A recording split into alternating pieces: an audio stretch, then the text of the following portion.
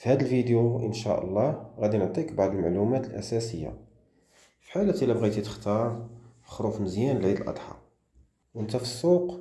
المهم هو تركز مزيان في الشراء ديالك وما تمشيش غير على الشكل ولا الهضره ديال الشناق، حيت كاينين بزاف ديال التفاصيل اللي خاصك ترديها البال باش ما تندمش من بعد.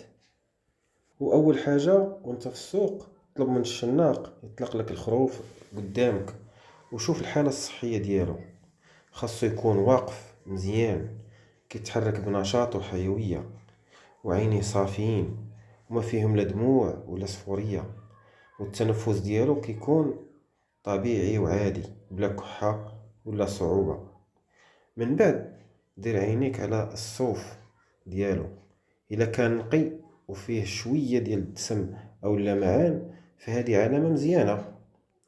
اما الا كان ناشف ومهدهد وطايح بزاف فهاد الشيء ممكن يدل على ضعف الحولي. وثالث نقطه مهمه كتعلق بالسن، وكنعرفوه من السنان التحتانيين ديال الخروف. الا كانوا كاملين صغار راه باقي جدع، يعني عمره ما بين 6 حتى ل 8 شهور، وكيكون دايز في الذبيحه خصوصا الا كان عامر مزيان. وإلا بانوا جوج كبار في الوسط راه الخروف تني عمره عام حتى لعام ونص، وهذا هو الاختيار المزيان للعيد.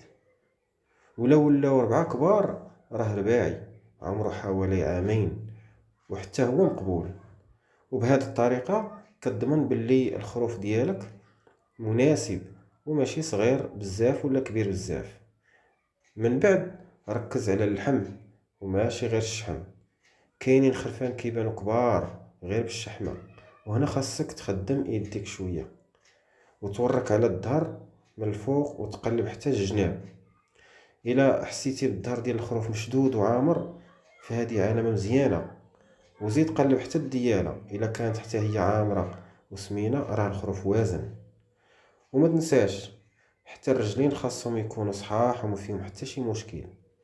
وفي الاخير خذ مني هاد النصيحة، حاول تشري من عند فلاح معروف وموثوق، وما تثيقش بزاف بالسماسرية والشناقة، وحاول تراقب الناس اللي تعرفوا يشريو وتتعلم منهم.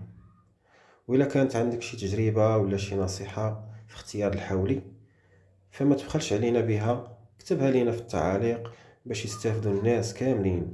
وكل واحد زاد شي معلومة راه ممكن تعاون شخص آخر مازال محتار في اختيار الأضحية ديالو. تحياتي.